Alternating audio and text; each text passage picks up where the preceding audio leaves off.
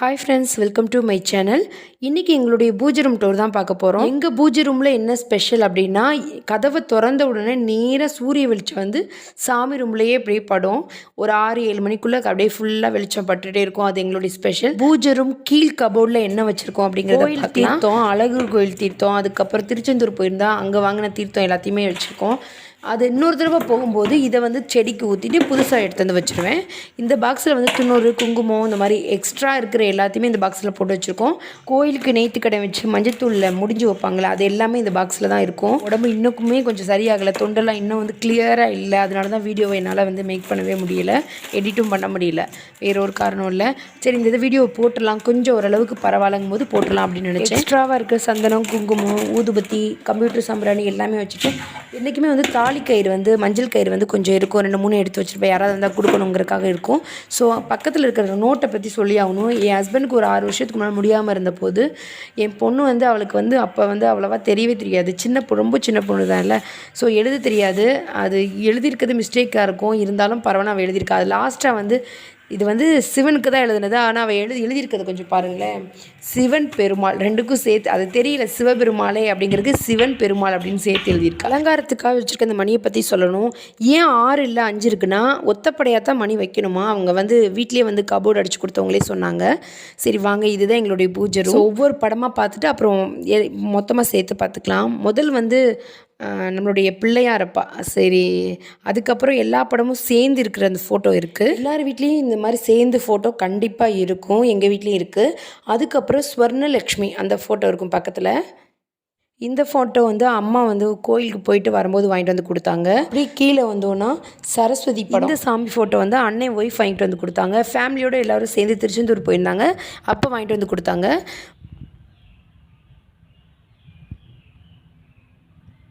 சிவன் பார்வதி குடும்பத்தோடு இருக்கிற மாதிரியான ஒரு ஃபோட்டோ என்கிட்ட இல்லவே இல்லை. இது இப்போ தான் வாங்கிட்டு வந்து வச்சோம்.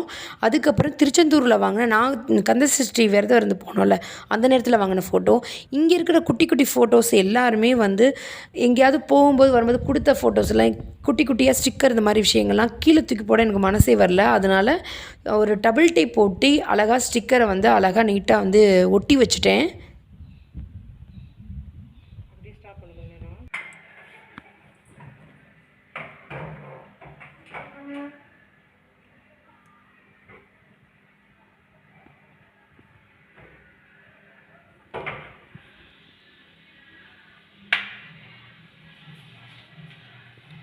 விளக்குக்கு ஊற்றுற அந்த எண்ணெயை பற்றி சொல்லி ஆகணும். எந்த பிராண்ட் வேணாலும் யூஸ் பண்ணுங்கள். நான் பொதுவாக நல்லெண்ணெய் தான் யூஸ் பண்ணிகிட்டு இருந்தேன். அதுக்கப்புறம் எல்லா எண்ணெயும் சேர்ந்து வந்து இருக்கிற எண்ணெய்கள் வந்து இப்போ பிராண்டட்ஸ் நிறைய கிடைக்கிது. அதை வாங்கி யூஸ் பண்ணி பாருங்கள். விளக்கு ஏற்றும் போது சூப்பரான ஸ்மெல். ஸோ நல்லா இருக்குது, நல்லா தெய்வ கடாட்சமாக இருக்குது அந்த விளக்கு ஏற்றும் போது. இந்த குத்து விளக்கு வந்து அம்மா வீட்டு சைடு கோயில் திருவிழா நேரத்தில் கொடுத்தது. இந்த குட்டி முருகன் படம் வந்து திருச்செந்தூர் போயிடும்போது வாங்கியிருந்தோம். இந்த மணியை பற்றி சொல்லி ஆகணும். இது ஐயப்பன் கோயிலுக்கு போயிட்டு வந்து அங்கேருந்து கொண்டு வந்த மணின்னு சொல்லி அம்மா ஒருத்தவங்க மூலமாக வாங்கிட்டு வந்து என் கையில் கொடுத்தாங்க. இது பாக்ஸில் அப்படியே பத்திரமா பூஜை ரூமில் இருக்குது. குபேரன் சிலை, குட்டி சிலை வச்சுருக்கோம். பொதுவாக வந்து குபேரன் சிலை வந்து நம்மளே வாங்கக்கூடாது, ஒருத்தர் வாங்கி கொடுத்து தான் வாங்கணும் அப்படின்னு சொன்னாங்க. நாங்கள் திருச்செந்தூர் போயிருந்தபோது என் கூட வந்தவங்க வந்து அவங்களுக்கு நான் வாங்கி கொடுத்தேன், அவங்க எனக்கு வாங்கி கொடுத்தாங்க. இந்த பிள்ளையார் சிலை வந்து நாங்கள் ஃபேமிலியாக எல்லோரும் சேர்ந்து ஒரு தடவை டூர் போயிருந்தோம், அந்த நேரத்தில் வாங்கினது. இது பொதுவாகவே எனக்கு பிள்ளையாரப்பா ரொம்ப பிடிக்கும். இந்த இதில் பார்க்கும்போது அழகாக இருந்துச்சு. ரொம்ப வருஷம் ஆச்சு இது வாங்கி, பத்திரமா இருக்குது. அதுக்கப்புறம் குபேர விளக்கு, அது கண்டிப்பாக வாசலில் தான் ஏற்றணும் அப்படின்னு சொன்னாங்க. நான் வந்து எப்போவும் நான் விளக்கேற்றுறனோ அந்த நேரத்தில் வந்து நான் வாசலில் சாயங்கால நேரத்தில் வச்சுருவேன். கொஞ்சம் நேரம் வச்சுருப்பேன். இப்படி வாசலில் வச்சிடணும். கண்டிப்பாக வந்து நம்ம பூஜை ரூமில் அந்த விளக்கு ஏற்றக்கூடாது. குபேர விளக்கு வந்து வாசலை பார்த்து வைக்கிற மாதிரி கொஞ்சம் நேரம் இது எரியிற வரைக்கும், நம்ம பூஜை ரூமில் விளக்கு எரியிற வரைக்கும் இங்கே கொஞ்சம் நேரம் எரியலாம். பொதுவாக பூஜை ரூமில் வந்து நம்ம ஒரே ஒரு காமாட்சி விளக்கு அந்த மாதிரி தான் வச்சுருப்போம். ஆனால் ஒருத்தவங்க சொன்னாங்க ஒரு விளக்கை வந்து ஏற்றவே கூடாது, எக்ஸ்ட்ரா ஒரு விளக்கு வச்சு ஏற்றணும் அப்படின்னு சொன்னாங்க. அதுக்காக நான் குட்டியாக ஒரு விளக்கு உள்ளே நல்லா சூப்பராக இருக்குது பாருங்கள். இந்த விளக்கு வந்து அந்த திரி வந்து உள்ளே கொடுத்து அப்படி ஏற்றுற மாதிரி இருக்குது, அழகாக இருந்துச்சு. இது வாங்கி வச்சுருக்கேன். அதுக்கப்புறம் சந்தன குங்குமம் வைக்கிற அந்த அதுக்கப்புறம் சாம்பிராணி போடுறதுக்கு, அதுக்கப்புறம் மணி. இன்னொரு பக்கத்தில் கண்ணாடி இதெல்லாம் ஒட்டியிருக்கேன். அது அழகாக வந்து வெளிச்சமாக இருந்துச்சு, அதனால் அதை பக்கத்தில் வச்சுருக்கேன். பொதுவாக யாராவது துண்ணூறு குங்குமம் இந்த மாதிரி கொடுத்தாங்கன்னா டக்குனு அங்கிட்ட செதற விடாமல் இந்த மாதிரி பாக்ஸில் அந்த நேரத்துக்கு போட்டு வச்சுட்டு அதுக்கப்புறம் கூட கீழே எடுத்து வச்சுக்கலாம். அதனால அந்த பாக்ஸை பக்கத்தில் வச்சுருக்கேன். இவ்வளோ தான் எங்களுடைய பூஜை ரூம் ஃபுல்லாக எப்படி இருக்குன்னு பாருங்கள். தனித்தனியாக காமிச்சேன். இப்போ வந்து ஃபுல் வியூ எப்படி இருக்குது அப்படிங்கிறத பாருங்கள்.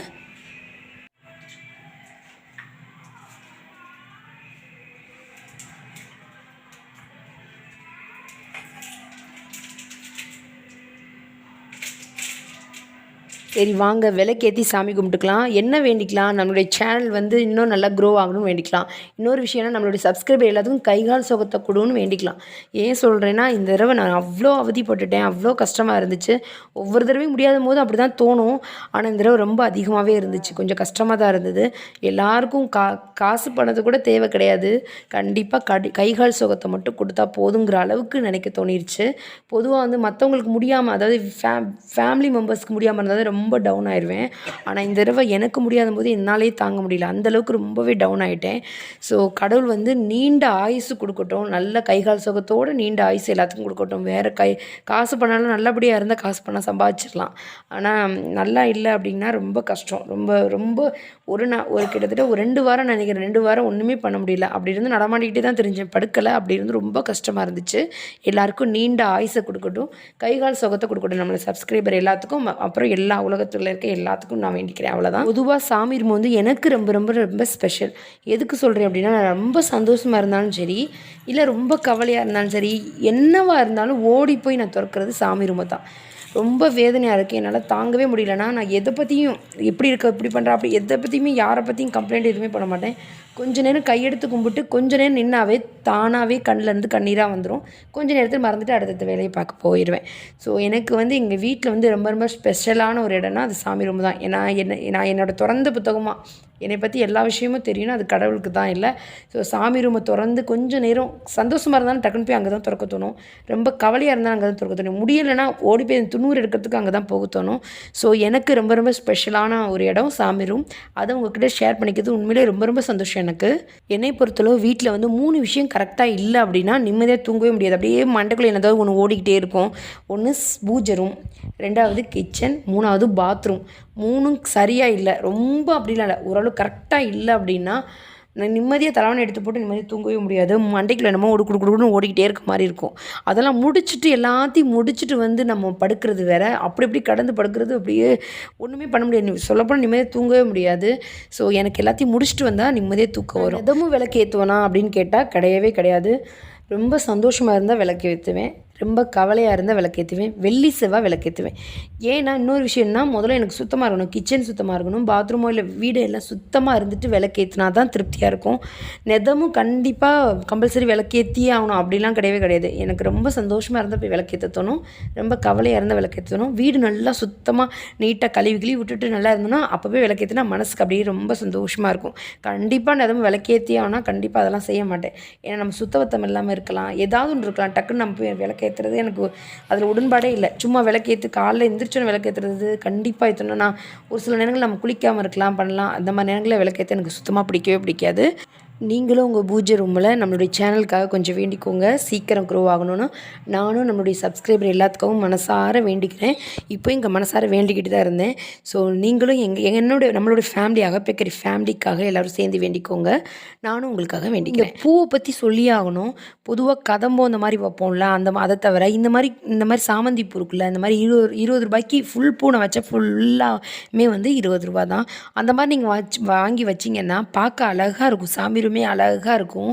ஸோ கொஞ்சம் மல்லிகைப்பூ வாங்கிக்கோங்க, கொஞ்சம் கதம்பம் வாங்கிக்கோங்க, அதோடு சேர்த்து இந்த மாதிரி பூக்கள் வந்து வாங்கிக்கோங்க. இதை வந்து அழகாக நிறையா வாங்கி வச்சுட்டிங்கன்னா கொஞ்சம் ஃபுல்லாக அப்படி வச்சிங்கன்னா சூப்பராக இருக்கும், பார்க்கவே அழகாக இருக்கும் பூஜை ரூம். எங்கள் வீட்டு பூஜை ரூமும் உங்களுக்கு சுற்றி காமிச்சிட்டேன். இதுதான் எங்களுடைய பூஜை ரூம். எப்படி இருந்துச்சுன்னு கீழே கமெண்ட் பாக்ஸில் சொல்லுங்கள். இன்னொரு வீடியோவில் பார்க்கலாம். தேங்க்யூ ஃபார் வாட்சிங்.